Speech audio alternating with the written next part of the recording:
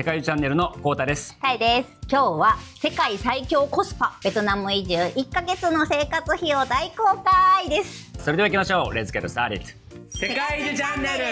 我々は今まで約8ヶ月ベトナムに住みました。で今回はね、2025年4月のベトナムのダナンで生活した2人の生活費を大公開しちゃいたいと思います。こちらが生活費公開の注意点です。では実際に生活費として1ヶ月間どれくらいかかったのかということをお伝えする前に、ぜひねこちらのタイ・チェンマイ、そしてマレーシアでの生活費というのを見ていただいて比較していただきたいなというふうに思います。で最強コスパというふうに言われているこのベトナムの生活、ダナンの生活1ヶ月いくらかかったのかを発表します。22万6184円です。素晴らしい。安い。安いね。めちゃくちゃ安い。過去最高に安いです。そうだね。私たちあんまり何も節約はしてないんだけども。とはいえ今回ちょっと注意点みたいのがあって、そうだね。タイミさんが療養中だったんですね。そうですよ。そう。療養中だったのでほぼ遊びに行かなかった。なんか友達とご飯は食べましたけどもそれ以外のことはほとんどしなかったということで、かなり安く抑えられたなと、実際にね内訳に入っていきたいというふうに思います。で内訳まずは、生活のこの家関係のお話をしたいと思います。まず家賃、7万2000円ですと、直接ね交渉して、借りたというところで、海から5分の場所で、7万2000円だったということで、それなりに満足という生活、めちゃくちゃ満足ではない、マレーシアと比べたら、だけども立地がいいし、快適に過ごせましたというような生活でした。近くに美味しいレストランもいっぱいあるしね。でこれは洗濯機もあって、ネットが無料で使えるということで、それなりに快適でしたということです。ベトナムの人からすると結構高い物件です、これは。そうですね。だから本当に3万円台ぐらいから見つけることができるということで考えていただければなと思います。そして電気水道費というのが別にかかります。これは4968円ということで、高くも安くもないという感じですね。本来はもっと安いんですけど、これはタイもそうですけど、ベトナムもそうですけど、オーナーが自由に値段を設定できるということで、契約書にも書いてあるんですけど、そんな形でこれだけ使ったらこれだけですよというのを納めて、オーナーたちはもうちょっと安くねその業者に払うという形になっていますという感じです。でさらに私はジムが契約しましたということで、こちらは3300円になります。でジムはこんな感じの様子、もうめちゃくちゃちゃんとしていてとても機材も充実していて、行くとねいつも外国人というか、ヨーロピアンの方たちが一生懸命やっているというようなところになりますので、今回は私だけ契約をしましたという感じです。私は療養中だったので。そして通信費ということで、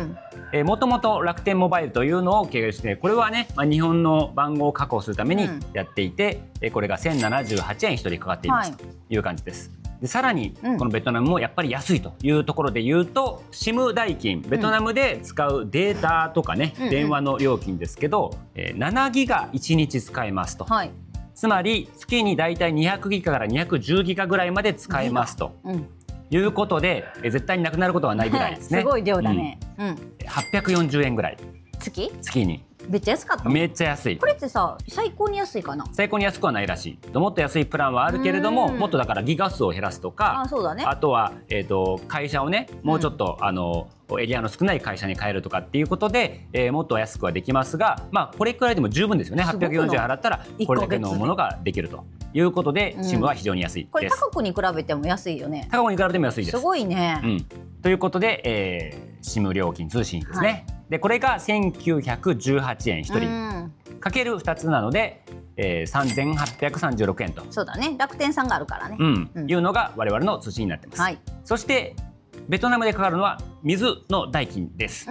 そうだね。水道水とか飲めないし、別にウォーターサーバーついてるわけでもないからね。水はねこんなような形でバカデカのね、そうデカのやつ20リットルのやつを毎回ちょっとね面倒ですけど買いに行く。重たいもんねあれ。現代の水汲みみたいな感じになっていて。でも運んでくれるサービスあるとこもあるよね。ある。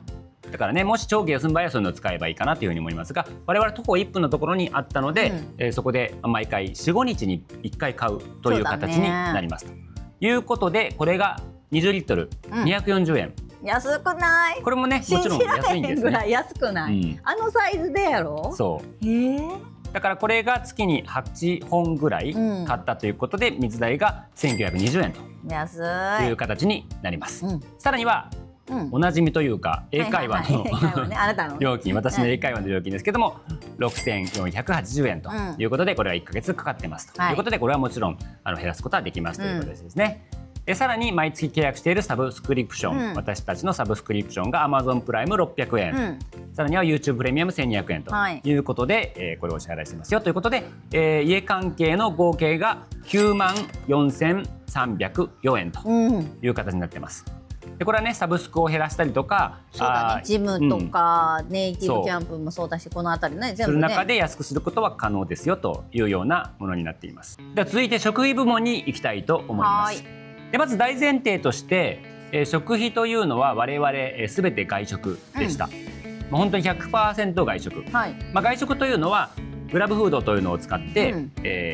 宅配してもらうと。特に療養中はあんまり外にね食べに行けなかったということがありますんで、それが本当に便利でありがたかったっていう、本当にあれのおかげで助けられました。そうです。だいたいですね、それが安くて500円とか600円ぐらいで食べられてしまうと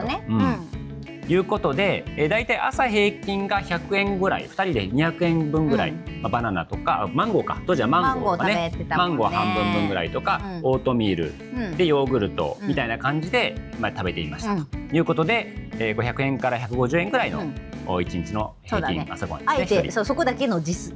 炊。昼ご飯が安い時は300円台ぐらい、350円ぐらいかな。そうやな。で高くてもだいたい800円とかですよね。本当に2人で食べて高い時で1人1000円はいかない。そうだね。1000円とかいったら結構今日いったねって感じになるよね。我々お酒飲まないので、だいたい800円で収まる1人ね、範囲で食べていますという感じで、だいたい平均が昼食500円、夕食が600円という形になっていて、1100円が1人1日かかる食費ですという感じです。ちなみにね、お酒安いからお酒飲む人もそんなにここからコストアップってことにはならない。酒も60円ぐらいから1缶350円であったりするので、本当に家で過ごす分には全然コストはかからないという形になります。そしてこれが大体ファスティングとかあったり、あとは交際費としてね別で計上している友達とご飯食べようっていう時のものは抜いているので、その食費が大体28日分、4月は30日間なので、2日間ぐらいは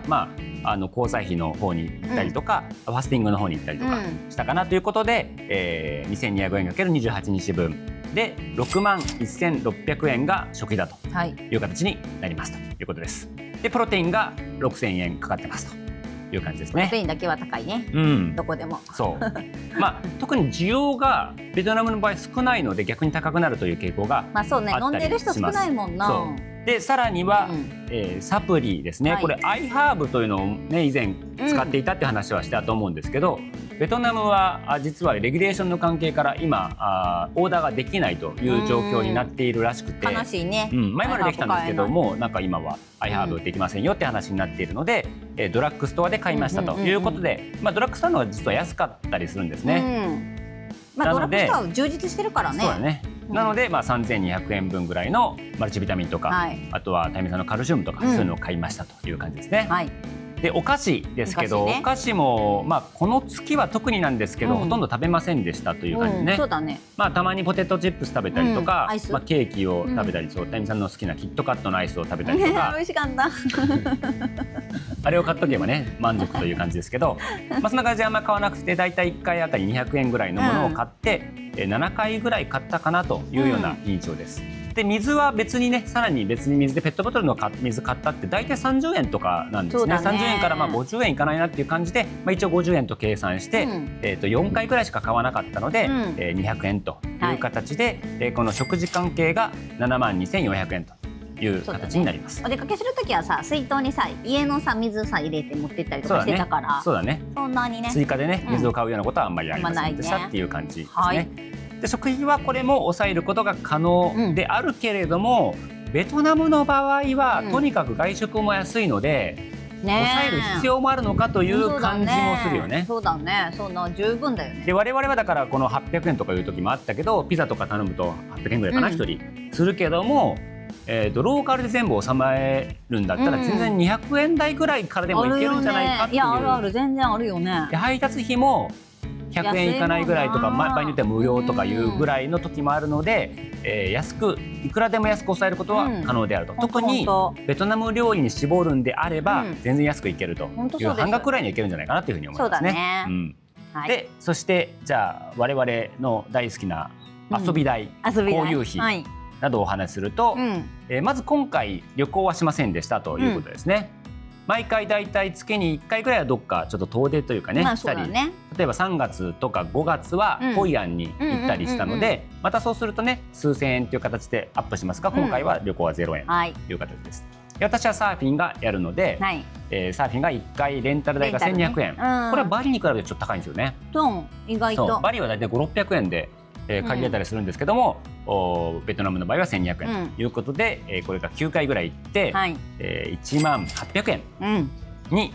なりますという感じですね。でタイミさん、療養中マッサージ代金を抜いてるんですけど、それ以外に別に趣味でも行きましたもんね。普通に全身もあったし、気持ちいいので安いんで、そうシャンプーのねマッサージあって、だいたいこれが1回30分600円で、チップが120円で720円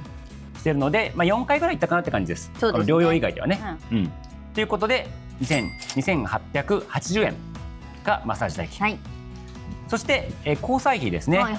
友達がたくさん来てくれたりとかしたので、今回は4回ほどですかね、外食をみんなでしましたと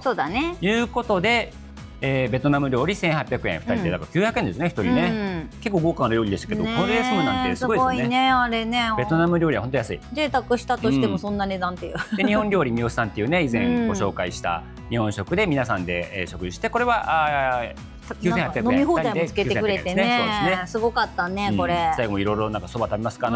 そうもう食べ放題飲み放題ぐらいになってたよね。ありがたいという感じでした。そして4ピーズピザ、美味しいもんな。これはもう多分今回滞在中5、6回もっと行ったかもしれないね。かなり行きましたということで、それでも1人2200円、安くない？あのクオリティで信じられへんぐらい美味しいサピザちゃんとドリンクも飲んでこれぐらいだということで、日本だと3倍から5倍ぐらいする値段になってますね。麻布台ヒルズにね最近できたけど、そうですが、だから4400円とか、マダムランでねご飯を食べましたということで、ここもねファンさんという非常に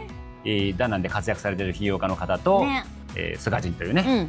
東大卒の天才というふうに食べましたけども、これが8000円、2人でね8000円ぐらいという形になりますということで、だいたい2万4000円が交際費になりますという感じです。あとはカフェ、我々大好きカフェですけど、だいたい1回が350円ぐらい。安いよな。安いところで240円、我々が行くところですけどね、もっと安いところはいくらでもありますけど、我々が行くところで安かったのは240円ぐらい、高いところでもう400円、50円、450円とか500円いかないかなっていうぐらいのところで、だいたい20回ぐらい2人でね、10回一緒にいたりとかして、行ったので7000円という形になっていると。最高ですね。最高ですね。本当にだから安くて、この交遊費だけで4万4680円ということで、だからこれも全然抑えられるというものになっています。で、一方雑費がね、なんかわかんないけどほうきみたいなのも買ったりとかを多少したので、それが5000円ぐらいで、合計が22万6184円ということで、過去最高に安いということになっておりますが、この中には除いたものがあるということで、先ほどお話ししたタイミさんの治療療養費、これは以前お話しした通りなんですけども、8万870円かかりましたと、入院手術とかいろいろあったりとかして、その間松葉杖買ったりねしまして、そういったものを抜いておりますということです。でもう一つは、私がこれは実は4月ではないんですが5月に通ったものではあるんですが、歯の治療をしましたと。でこれジルコニアというね、日本でいうと7万から15万ぐらいするものなんですけども、これを3万6000円で済ますことができたということで、それは計上していませんということです。ですからこれが純粋な生活費としては22万6184円ですよというお話です。